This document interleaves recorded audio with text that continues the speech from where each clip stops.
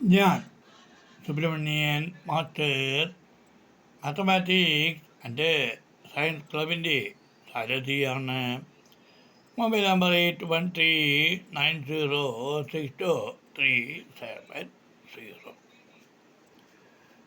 പ്രകൃതി സ്നേഹി കഥ തുടരുന്നു.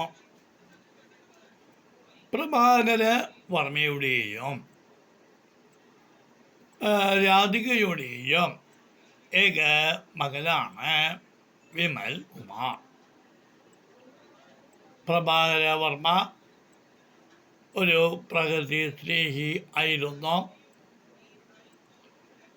ചെറുപ്പകാലത്ത് തൻ്റെ സ്വഭാവം വിമൽ കുമാറിൽ പ്രത്യക്ഷപ്പെട്ടു എന്ന് അറിഞ്ഞപ്പോൾ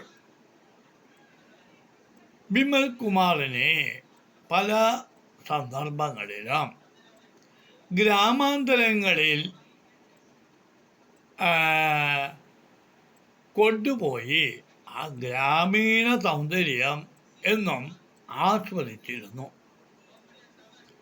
പ്രഭാകര വർമ്മ ഒരു ഗ്രാമപ്രദേശത്താണ് ജനിച്ചത്. ആ ഗ്രാമപ്രദേശത്തെ തറവാട്ടിലേക്ക് ഇടയ്ക്കിടെ പ്രഭാകരവർമ്മയും കുടുംബവും യാത്ര ചെയ്യുമായിരുന്നു.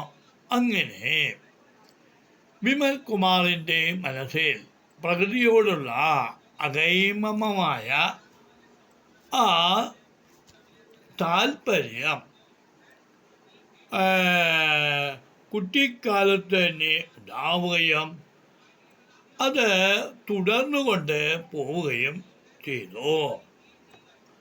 മനുഷ്യന് ശാന്തമായി ജീവിക്കുന്നതിന് അനിവാര്യമായ ഒരു സമൂഹമാണ് വേണ്ടത് എന്ന് വിമൽ കുമാറിന് അറിയാമായിരുന്നു. അങ്ങനെ ഒരു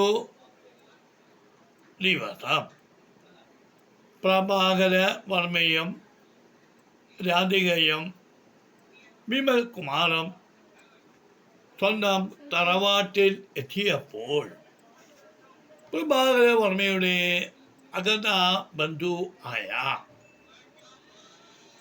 പ്രീത വർമ്മ തൻ്റെ അച്ഛൻ്റെയും അമ്മയുടെയും ഒപ്പം തറവാട്ടിൽ പ്രഭാകര വർമ്മയെ കാണുന്നതിനായി എത്തി.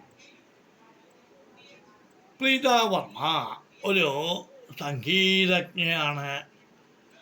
സംഗീതത്തിൽ വളരെയധികം താല്പര്യം തോന്നുന്ന പ്രീത വർമ്മ ഒരു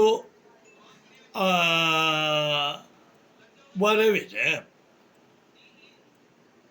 തൻ്റെ സംഗീതാത്മകമായ ഒരു അന്തരീക്ഷം തറവാട്ടിൽ സൃഷ്ടിച്ചു. ഇത് വിമൽ കുമാറിനെ പ്രീത വർമ്മയോട് അടുപ്പിക്കുകയാണ് ചെയ്തത്.